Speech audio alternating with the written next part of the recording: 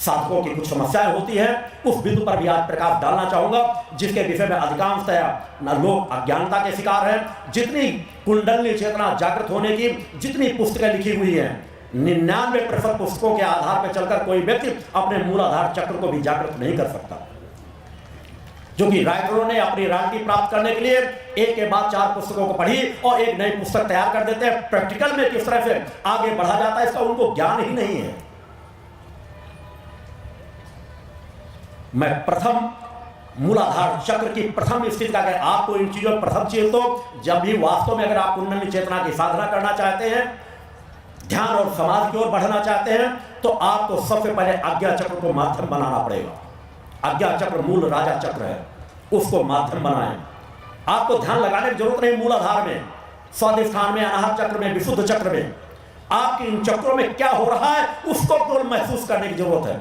और अगर आप इन्हीं चक्रों में ध्यान को स्थापित करके बैठ जाएंगे तो कभी भी आपकी चेतना ऊर्ध्वगामी नहीं हो पाएगी। आपके इन चक्रों में क्या हलचल होती है इसको आज्ञा चक्र से महसूस करो। आज्ञा चक्र राजा चक्र है, और राजा यदि हमारी पकड़ में आ जाए या राजा समान हमारी चेतना खुद कार्य करने लगे, आज्ञा चक्र पर हमारी पकड़ आ जाए, तो सभी चक्रों को हम अपने तरीके से मोड़ सकते हैं। चक्र हमें पतन के मार्ग पर नहीं ले जाएंगे।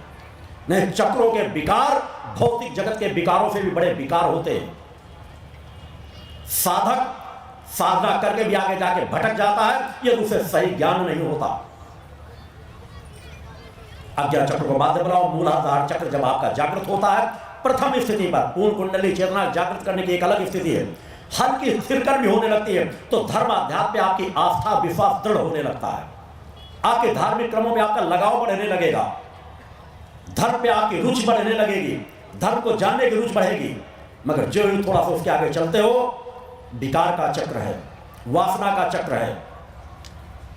स्वाधिष्ठान चक्र में आते ही आपका मन मस्तिष्क इतना विकारों से भर जाएगा कि यदि आपको अपने गुरु पर विश्वास नहीं है, अपने इष्ट पर विश्वास नहीं है, तो आपका विकारों की ओर जीवन घूमता चला जाएगा। यहां तक कि साधकों के प्रथम चरण पर बढ़ने पर अपने देवी देवताओं और गुरुजनों के प्रति भी वासनात्मक विचार आने लगते हैं।